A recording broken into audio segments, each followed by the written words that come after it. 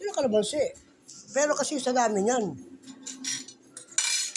Guys, pero mahal ko, pakikuha muna yung sandok na maliit bago buksan.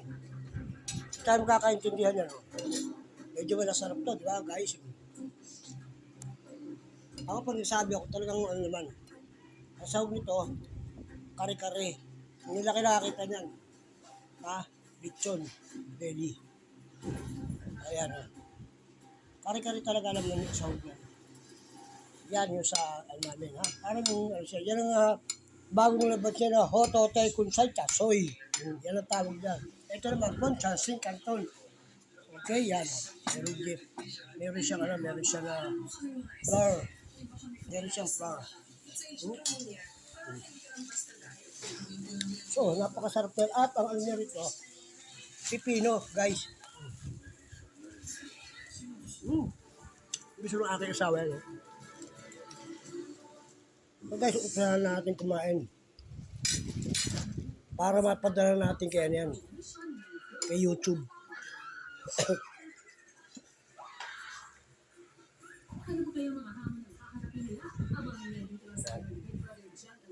Kaganyan, ulam na yan.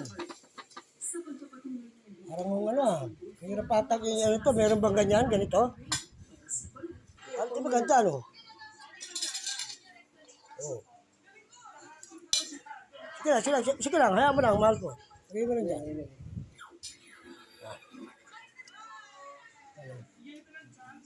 Bigyan mo yung mga bata sa baba. Kaya parang ulam nila. Dahil sumukbok, punta sa agency bukas yun. Okay, mahal ko. Halika na, kumain tayo. Kaya, boy. I want to take pot holder.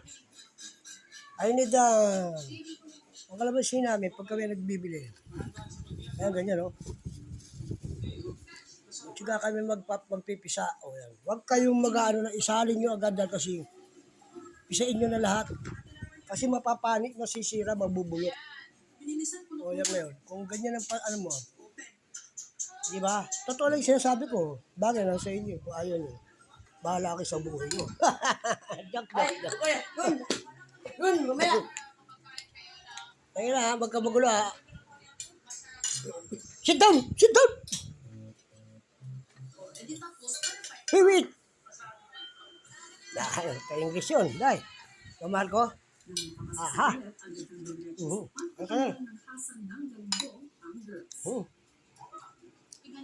May kare-kare yan, no? Ayoko yun. Kare-kare po itong sabi ko gaga. Hello. Guys, kain tayo. Lahat tayo dyan. Sa mga kapwa ko OFW, imbitahan ko kayo mag-apunan kahit malayo kayo. At least, kahit paano, maiparating ko sa inyo ang aking tagus-pusong pag-iimbita sa aming pagkain. Agahan, tanghalian, hapunan, at merienda. So, kasi, matagal din kami mga OFW asawa ko. Siya ay 18 and a half sa Hong Kong. Kaya OFW bayaran ng Pilipinas yan. Ang anak ko hanggang ngayon nandoon sa 12 years na mahigit sa UAE. Ako, matagal din ako sa abroad. Dulot-dulo ng mundo na ikot ko na. Tandaan nyo, Asia, Middle East, nakarating ako ng part of Europe ng Algeria, tabi France. Dinaaral lang namin yung Morocco, Spain, at saka yung Italy. Ang pinakamalayo talaga yung Algeria. Okay? Sa mga lahat ng mga gusto pumunta ng Europe, napakasarap.